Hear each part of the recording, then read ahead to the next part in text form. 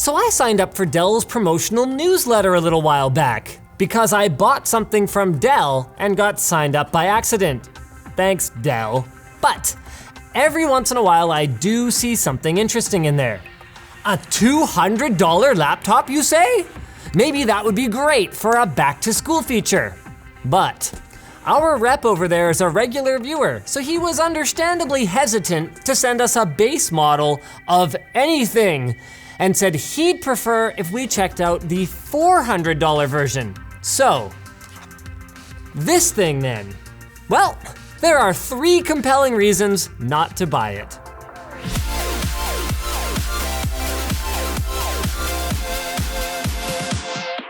CyberPower PC's lineup of gaming desktops feature Intel 7th generation Core i7 processors. Check them out at the link below. Reason number 1, not to buy this $400 laptop. This $200 one. The best part of the little blue Inspiron P24T is the price. The keyboard is pretty cramped. The TN screen is kinda poop, and it's far from fast. But it does exactly what it needs to do and honestly exceeded our expectations for the price. Like, come on, this thing is hardly more than the cost of the included full copy of Windows 10.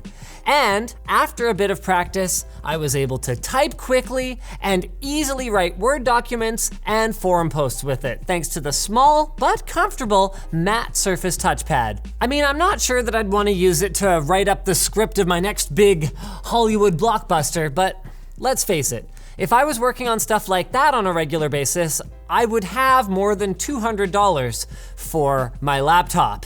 Usability-wise, I can live with the single tasking paradigm enabled by the 2-core Celeron processor for the most part, and I'd say the screen is the biggest bummer. Colors are pretty flat, viewing angles aren't great, and it doesn't get bright enough for use outside. But if you plan on watching YouTube videos or Netflix, it'll be good enough, and I wouldn't go as far as to say it's actually terrible, like other cheap screens I've seen before. The only true disappointment came when we opened it up.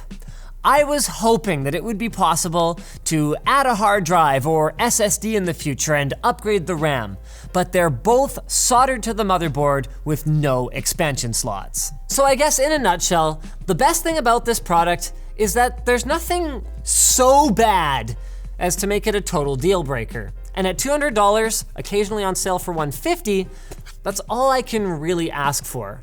I can only really recommend it as a secondary computer. If you spent all your money on a desktop, this will work great when you need to go out into the real world, God forbid, but it still scrapes by with a recommendation. So why doesn't its $400 cousin get the same treatment? Reason number 2, the Inspiron P25T is pretty much more of the same and sits right around the amount of money that lots of people think they want to spend on a laptop. But our problem is that we don't feel like they're getting twice the experience for something that costs twice as much. Upgrades on this guy include a 500 gig hard drive, double the RAM, a 2-in-1 capable touchscreen, and a slightly better processor. The issue though is that the 5400 RPM hard drive is slow as molasses. And I mean, maybe this is Microsoft's fault, but Windows 10 chugs on a mechanical drive. Simple stuff, like switching modes, hitting the start menu, opening files, or really anything is just such a slog. Plus, with almost everything done on the internet now, the need for large amounts of local storage is becoming very limited, except in gaming rigs, workstations, or desktop computers with a large amount of storage because you put all your stuff on them. So when you consider that, the biggest problem is that we still need a primary computer, just like the $200 laptop, but without the practically disposable price tag to make it more palatable. I mean, to be clear, tablet conversion and touch will be important to some folks, and the performance is better. but performance is better in a way that's only really noticeable if you compare them side by side. Like, you're still buying the type of computer where you type in a web address and then you take a sip of coffee while it loads. So what do we recommend then for someone who's on a budget, but with more than $200 to spend? Reason number 3 for not buying this: the Inspiron P69G. I mean, sure, this isn't the be-all and end-all of $800 laptops, but it represents the kind of improvements in productivity that you can get by increasing your budget to the bang for the buck level. Everything gets an upgrade with a Core i5 processor, 8 gigs of RAM, decent I/O including HDMI and USB 3, an SSD, and a full HD IPS touch display. It checks all the boxes that I would consider for a computer that I would actually recommend to somebody that I like, provided they don't need faster than 1x1 Wi-Fi.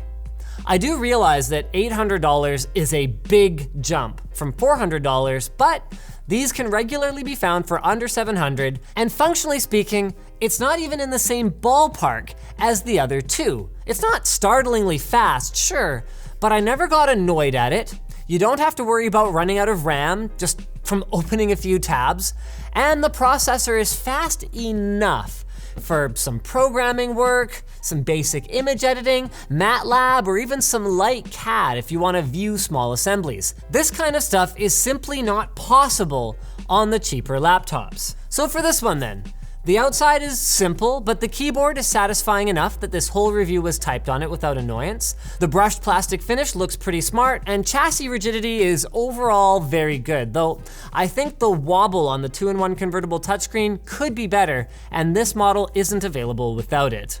At the end of the day though, the choice is yours. Battery life was decent across the board. Seems that problem has pretty much been solved with low-end laptops.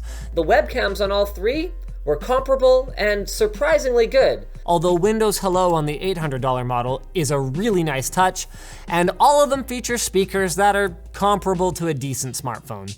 So not that great. Wrapping this up though, honestly, I don't really have a special relationship with any of these exact models from Dell, and the main goal of this video was to hopefully help you narrow down your search in terms of pricing and the features that we think matter when you're looking for a secondary laptop or a back-to-school machine.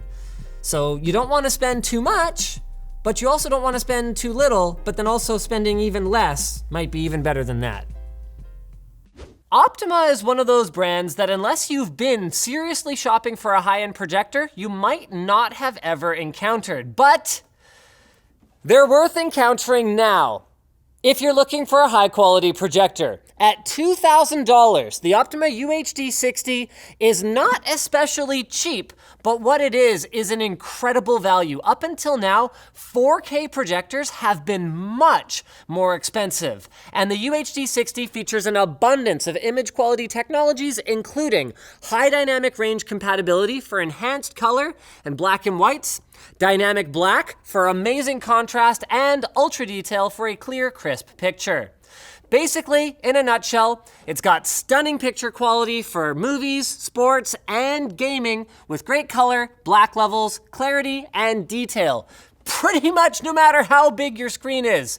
Asterisk, it actually does matter how big your screen is.